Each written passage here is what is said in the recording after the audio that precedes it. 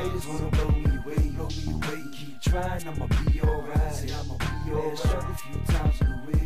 That was awesome, mate.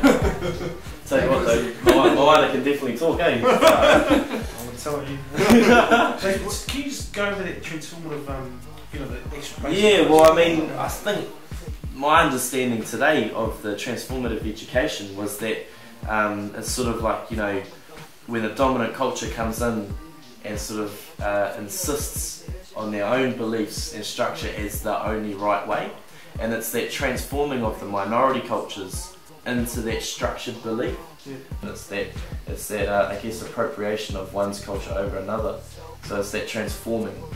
And I think that comes with a few problems. As I say, this is quite negative, right? I mean, I think there's lack of understanding in dominant cultures, isn't there? Like you think, taking the education context of you saying westernised schooling versus informal, like being stuck in a classroom to being out in the land, working and sowing your harvest and sowing your crops and learning the philosophies surrounding that.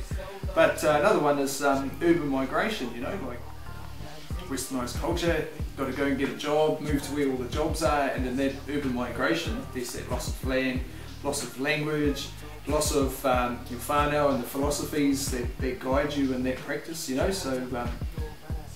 transformative education, there's there's problems in that.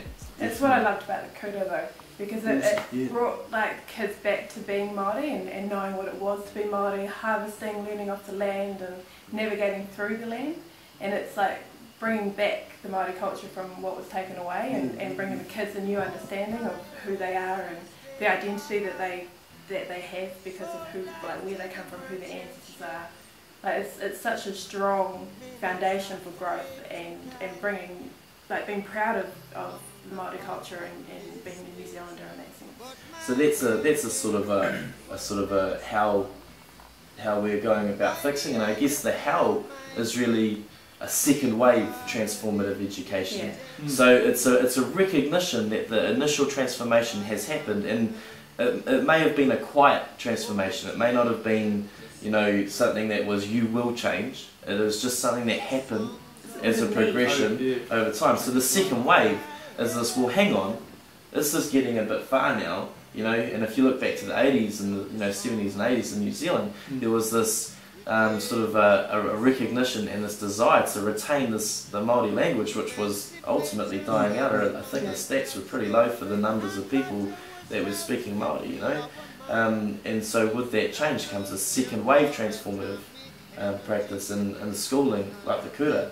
It's the education practice is phenomenal. I think it's really important. Yeah. And from that experience, it prompts you to ask why is it important to actually have the second wave, and when you're talking about power sharing, making sure that for Indigenous, regardless of whether Māori or Aboriginal or whoever, that they have a sense of security about their own culture and their way forward. The thing too is that to be Indigenous is not to be deficit at all, isn't it? To be Māori is not to be deficit. You guys, awesome philosophies that come with and frameworks that come with every culture, and in that relationship, there's also that understanding, isn't it? Too is that what you could do possibly to move forward as a country is to take the frame that say Indigenous people use and actually transform, bring it back to be used by everybody, not just if those principles worked 500 years ago, then what's to say they're not going to work now? Well, they all lived happily, they all worked, they knew what they were doing, and those are things that we need to bring back into mainstream society and work with the past to make a future. And it's really, second wave is quite practical as well, isn't it? Because it's extending beyond the practical. That even though we're not directly involved in anything, we're still quite aware of empowering people and empowering groups. Well, I think the flow on from that is the next stage. The second wave is the recognition, and it's what we choose to do or not to do that's going to make that difference. And I think if you look in an education practice, it's the narrative pedagogies, it's the integrated curriculums. It's saying that when you're in a school situation, that you don't need just a kura school in amongst a whole lot of mainstream ones. You know, we can have mainstream schooling that recognises that culture is important, that identity is important, and we can work together to form new knowledge. Songs of freedom.